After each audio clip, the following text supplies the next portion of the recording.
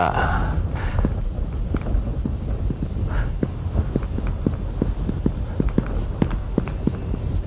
양기풍수 중에 제일 첫 번째로 나타나는 국토풍수입니다. 우리 한반도를 어떠한 시각으로 바라볼 것이냐 하는 문제입니다. 자, 우리는 첫 번째로 어렸을 때 우리 전부 다 우리 한반도를 뭐라고 배웠습니까? 어떤 모양의, 어떤 동물 모양의 한반도라고 배웠습니까? 토끼라고 배우셨죠? 저도 그렇게 배웠습니다. 근데 불과 얼마 전부터 호랑이라고 하는 것으로 한반도를 표현하고 있습니다. 자, 사진을 보겠습니다. 자, 이 사진을 보면 한반도가 호랑이 모양으로서 그려진 것들을 우리가 볼 수 있습니다. 한 번씩은 어디선가 보셨을 거예요. 그러나 이게 보신 지는 얼마 안 되셨죠? 아마 10년도 안 되셨을 거예요. 위에 백두산 쪽에가 호랑이 코 있는 부분이고, 두만강 쪽, 압록강 쪽을 앞발로 해서 그 다음 호랑이 등짝, 앞발, 꼬리 이래가지고 멋지게 되어 있는 호랑이로 되어 있습니다. 자, 다음 사진을 볼까요? 자, 가운데 한반도를 두고 왼쪽에는 호랑이 사진이 그려져 있고, 오른쪽에는 놀란 토끼 모양의 한반도가 그려져 있습니다. 근데 우리가 호랑이를 본 지는 이제 얼마 안 됐죠. 그렇지만 이미 옛날에 호랑이로서 표현하는 게 있었습니다. 여기 밑에 보면 일본 사람들이 토끼라고 폄하하자 1908년이면 한일합방 되기 전입니다. 소년지 창간호에 실린 우리 국토 호랑이 형국을 이미 그 사람들이 했었다는 얘기입니다. 우리만 몰랐다는 거예요. 자, 일본 사람들이 우리나라를 식민지화 시키면서 좋은 것들은 빼버리고 연약한 토끼 민족으로 가리키려고 했다는 것입니다. 우리는 우리 자식들에게 어떻게 가르쳐야 돼요? 강인한 호랑이 민족으로서 가르쳐줘야 되는 거죠. 실질적으로 더 토끼를 닮았다, 더 호랑이를 닮았다가 중요한 게 아니고, 정서적으로 우리 한민족이 조금 더 나은 발전을 위한 민족으로 발돋움하려면 새로 자라나는 새싹들에게 호랑이라고 가르쳐줘야 된다는 것입니다. 이런 것들이 국토풍수의 한 면을 이야기하고 있는 것입니다. 자, 그 다음 두 번째, 백두대간입니다.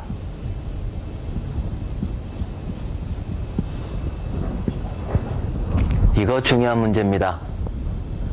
이것 또한 우리가 어렸을 때 한반도를, 이쪽은 태백산맥, 이쪽은 촬영산맥, 소백산맥, 노령산맥, 이런 식으로 마실령산맥 배웠단 말입니다. 근데 이게 우리 조상들이 봤던 그런 산맥들이 아닙니다. 우리 조상들은 태백산맥이니 소백산맥이니 마실령산맥이니 노령산맥이니 하나도 몰랐습니다. 오히려 전혀 다른 개념의 산줄기를 알고 있었다는 얘기입니다. 자, 그것을 보겠습니다. 그것이 백두대간입니다. 자, 백두대간을 보면 이미 태조 이성계 때서부터, 그리고 그 이전서부터 우리 조상들은 이것 또한 다 알았다. 누구만 몰랐다? 우리만 몰랐다는 거예요. 우리만. 역시 이것도 역시 식민지 시대 때 우리 전통의 커다란 하나의 맥을 잊어버리게 된 겁니다. 이거 빨리 살려야 됩니다. 지금 중학교 교과서에도 아직까지도 태백산맥이니 소백산맥이 나온다는 얘기입니다. 우리는 이걸 알아야 돼요. 그리고 빨리 널리 퍼뜨려야 됩니다. 이것에 대해서 또 제가 따로 시간을 배정해서 백두대간에 대한 이야기를 해드리겠습니다. 자, 그러면 두 번째 국토풍수 다음에 도풍수에 대해서 이야기를 하겠습니다. 이제 도풍수. 자, 도풍수라는 건 어느 왕조가 자기가 거주할 왕궁을 세우기 위해서 만든 곳이 도읍입니다. 고구려 국내성, 평양성, 백제는 하남위례성, 하북위례성, 공주산성, 부여산성, 신라는 설화벌, 고려는 개성, 조선은 한양, 이런 식으로 이런 도읍들을 정할 때 다 풍수들을 사용을 했다는 겁니다. 그러면 경주 같은 경우에 한번 예를 들어보겠습니다. 경주의 맨 처음 석탈해가 4대 왕인 석탈해가 반월성이라는 곳에 입지를 했습니다. 자, 그럼 이 반월성이라고 하는 것은 상현달을 의미하는 겁니까? 보름달을 의미하는 겁니까? 자, 이쪽은 초생달, 이쪽은 상현달, 보름달, 그 다음 하현달, 금음달, 이렇게 나누어져 있을 때 석탈해가 토암산에 올라가 가지고 반월성을 딱 내려다 봤을 때 산 모양이 어떤 모양이었겠느냐는 거예요. 여러분들도 생각해 보세요. 분명히 우리 정서상으로 생각을 해볼 때, 아, 초생달에서 상현달로 가면서 보름달로 갈 때 이렇게 생긴 상현달 같이 생긴 쪽으로 터가 보였기에 그렇게 정했을 것입니다. 그죠? 하현달이라면 점점 기가 어떻게 돼요? 달의 기운이 점점 쇠퇴해서 망해가는, 점점 그 기운이 줄어가는 기운이니까 이쪽의 달 모양은 선택하지 않았을 거예요. 점점점 달의 모양이 커지듯이 내가 그 터를 정하면 우리 마을도 점점점점, 내가 만든 나라도 점점점점 커질 것이다. 상현달 쪽에 달을 만들었을 것입니다. 자, 그러면 우리 밤하늘 본 지 오래됐죠. 도시에 살면서부터. 이제 밤하늘을 보기도 좀, 또 산을 보기도 좀 어려운 상황이 돼버렸는데, 문제 하나 내보겠습니다. 상현달이 우리가 볼 때 이렇게 생긴 게 상현달이겠습니까? 이렇게 생긴 게 상현달이겠습니까? 왼쪽에 있는 거 1번, 오른쪽에 있는 거 2번. 어느 게 상현달에 속해서 석탈해가 반월성을 잡았겠습니까? 생각해 보세요. 2번입니다. 토암산에서 내려다 봤을 때 상현달은 이렇게 보였다는 것입니다. 오늘 밤 행여 초승달이 보이면, 상현달이 보이면 밖에 나가서 한번 보십시오. 이렇게 생긴 게 상현달입니다. 사진을 한번 보겠습니다.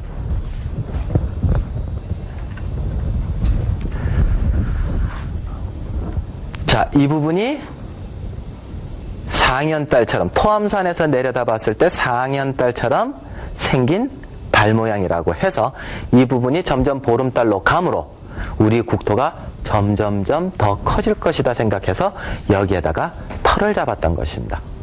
그냥 터를 우리 조상들은 잡지 않았습니다. 뭔가 풍수적인 이유에서 그 터들을 잡았다. 그 다음 우리가 많이 알고 있는 이제 한양에 대해서 알아보겠습니다. 이성계가 그러면 한양은 어떻게 또 터를 잡게 됐느냐.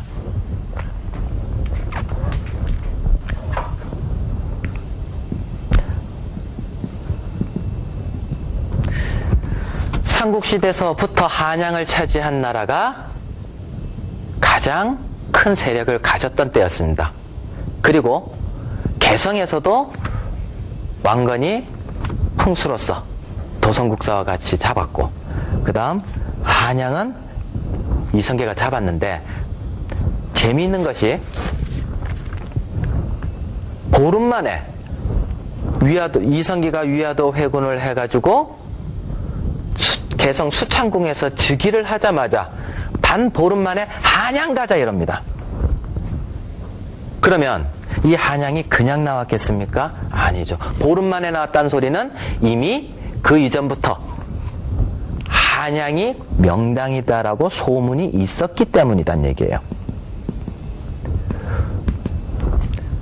물론 송도가 기가 쇠했으므로 한양으로 가자 했는데 거기에는 여러 가지 이유가 있지만, 그때 고려 말 때 퍼진 소문이 뭐냐? 송도 쇠패설, 송도가 이제 기가 다 했다. 그 다음 두 번째, 한양 천도설, 한양이 그 다음으로 명당이다라는 설이 있었고, 세 번째로 목자 득국설, 목자가 나라를 얻는다. 목은 누구냐 한꺼번에 이야기를 합하면 이씨가 나라를 얻는다. 그 세 가지 설에 의해서 이성계는 즉위하자마자 보름 만에 아무 머뭇거림 없이 한양으로 천도를 하겠다고 합니다. 자, 그러면 거기에는 또 다른 전설이 있습니다. 자, 사진을 보겠습니다. 전라도 쪽에 가면은 마이산이라고 하는 큰 산이 있습니다. 마이산은 탑사가 있고요.